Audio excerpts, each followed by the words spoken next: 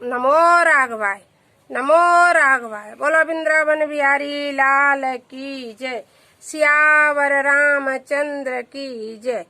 ये हमारे गीता का दूसरा अध्याय है। बोलो वृंदावन बिहारी लाल की जय।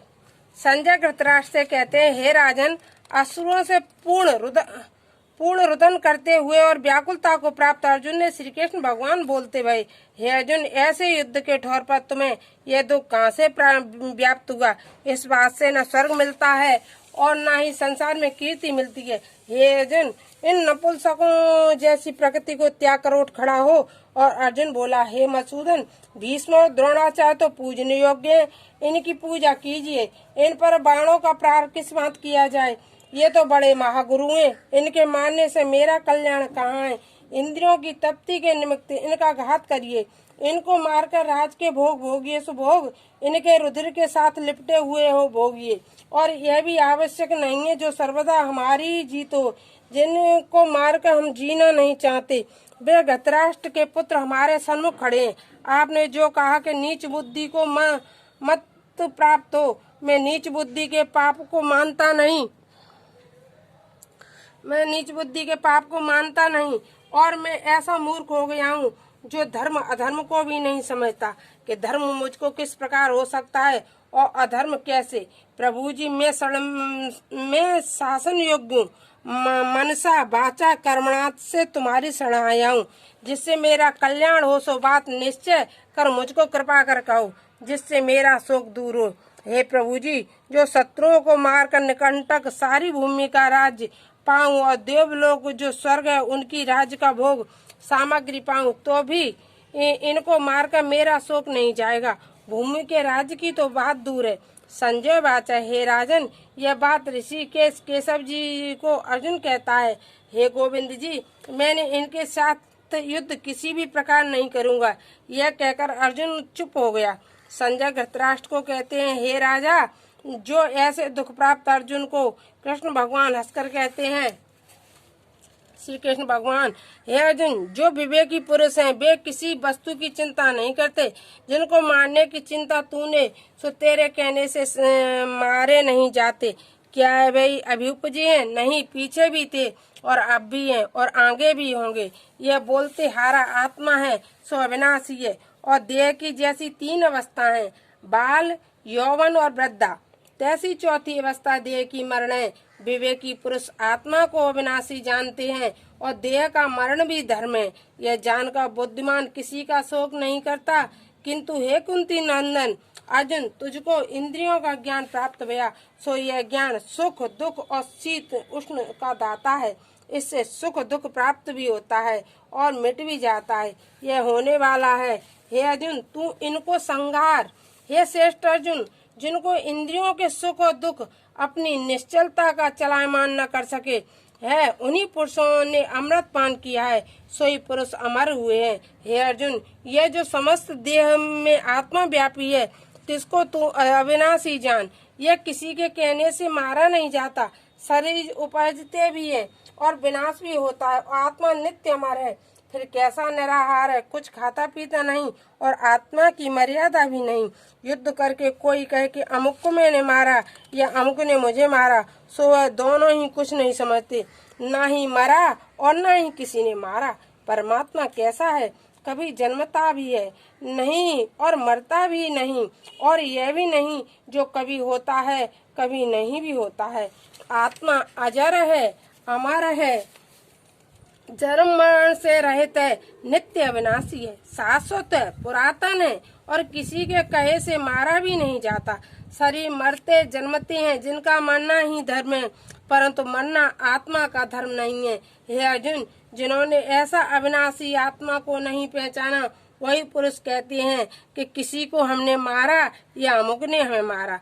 देह और आत्मा संयोग अर्थात इकट्ठा होना किस भांति है, सुनो। जैसे पुराना वस्त्र उतारा और नया पहन लिया, इसी भांति आत्मा पुरातन देह छोड़कर नया देह धारण कर लेती है। फिर आत्मा कैसी है? शास्त्रों से यह काटा नहीं जाता, अग्नि से जलाया नहीं जा सकता और जल में डूबता नहीं, पवन से सूखता नहीं। आत्मा छेदने काटने से रहित, जल से डूबने और सूखने से रहित है, अविनाशी है, सर्वव्यापी है, सर्वदेह में भरपूर भी है। इसी से निश्चय कहा जाता है। तन मन और पुरातन है, फिर कैसा है? आत्मा अभिव्यक्त है, किसी ने देखा भी नहीं है। अचित्य है, चित्तव्य भी नहीं है। अकर्ता है, कुछ कामकाज भी नहीं करता। हे अर्जुन, जिन्होंने ऐसे आत्मा को पहचाना है सो किसकी चिंता करे? आत्मा तो ऐसी है जैसा मैंने तुझे कहा है महावायु। जो आत्मा को ऐसा न माने तो भी किसी बात की चिंता नहीं करनी चाहिए। जो जन्मा है सो निश्चय वह मरेगा, जो मरे हैं तिनका निश्चय ही जन्म है। इसी भांति समझकर चिंता नहीं करनी चाहिए। अब और सुन, इन सभी भूत प्राणी और शरीरधारियों का आदि अंत नहीं जाना जाता कि कहाँ से आए और कहाँ जाएंगे। बीच से ही वे दिखने लगे और जब शरीर को छोड़ते हैं तब नहीं दिखते, जानते कि कहाँ गए। जिनका आदि अंत न जाना जाए कि कहाँ से आए कहाँ को गए, उनकी चिंता क्यों करे। अब और भी सुनो, जिस बोलने हारे आत्मा को देखना चाहते हो तो आश्चर्य छोड़कर देखता और सुनता भी आश्चर्य से है। आज आश्चर्य क्या है जिसका कुछ निर्णय न किया जाए कि यह क्या है। एक बात इस आत्मा को निश्चय कर जानिए, यह अविनाशी है। इस काल हे अर्जुन, तू किसी भूत प्राणी की चिंता मत कर। तू क्षत्रिय है, तू युद्ध करना तेरा धर्म है। तू अपने धर्म से मत गिर। ऐसा युद्ध विषयक कल्याण क्षत्रियों को दुर्लभ है।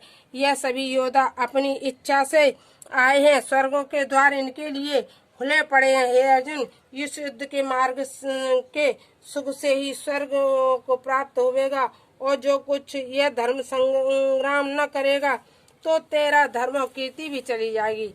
अपने धर्म और कीर्ति को छोड़कर पाप को नाश होवेगा। जो लोग तेरी कीर्ति करते हैं वे तेरी निंदा भी करेंगे कि अर्जुन बलहीन है।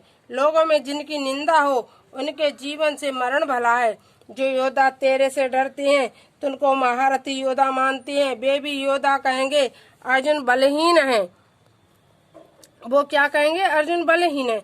तुझे बुरे वचन कहेंगे, तेरे पराक्रम की निंदा भी करेंगे। यह सुनकर तुझे बड़ा दुख होगा। यह तू युद्ध में शरीर छोड़ेगा तो स्वर्ग में जाएगा, जो जीतेगा तो भूमि के राज के सुख को प्राप्त होवेगा। इसलिए अर्जुन तू उठ खड़ा हो, योद्धा का निश्चय कर, सुख और दुख को समान जानकर युद्ध कर, तुझे पाप नहीं लगेगा। हे अर्जुन, मुझको यह साक्ष्य शास्त्र का मत सुनाया है। अब बुद्धि योग सुन, जिसे के सुनने समझने से यह तेरे जन्म मरण के बंधन को काट डालेगा, मुक्ति पावेगा। अब प्रथम तू मेरे बात सुन। मैं अपने भक्त के साथ कैसा हूँ, सो मेरे भक्त मेरी पूजा भक्ति स्मरण भूल कर भी करते हैं तो तिसका पाप कुछ नहीं है, क्योंकि मैं मानू हूँ जो मेरा भक्त मेरे प्रेम में मग्न हुआ है उसको सुध नहीं है। तिसको साखी सुन। जैसे राम अवतार में भीलनी की गति हुई कि प्रेम के साथ झूठे बेर भक्षण किए। हे अर्जुन, मेरी गति देखने में थोड़ी है। एक तुलसी दल अथवा पुष्प माला मुझे समर्पण करे, अथवा एक बार नमस्कार करे, अथवा एक बार मेरा नाम लेवे, देखने को थोड़ा है पर इसका फल बहुत बड़ा है। क्या फल है? सुन। जन्म मरण के दुख को काटकर मेरे अविनाशी पद में लय होता है। यह तो भक्तों के साथ मेरी प्रीति है, सो कही और भक्ति का फल भी कहा। अब जैसी मेरे साथ भक्तों की बुद्धि है सो सुन। मेरे जिन भक्तों को केवल एक मेरे चरण कमलों की सेवा के साथ प्रीति है, वे प्रभु बिना किसी दूसरे को नहीं जानते और मेरे नाम बिना कुछ मुख से कहते भी नहीं और न सुनते। केवल दृढ़ निश्चय है। जिनका निश्चय मेरे साथ नहीं तिनकी बात सुन। उनके मति अनेक और मन और भरमाती फिरती है। जिस ओर किसी ने मति लगाई उस ओर लगी। जिसका निश्चय मेरे साथ नहीं मीठी वाणी से श्लोक पढ़कर लोगों को सुनाते हैं और देवताओं की भक्ति का उपदेश करते हैं, वे अंधे मूर्ख अपने आप को पंडित कहते हैं। हे अर्जुन, वेद के विवाद से आप भी मोहे हुए और लोगों को भी मोहित करते हैं। फिर वे कैसे हैं?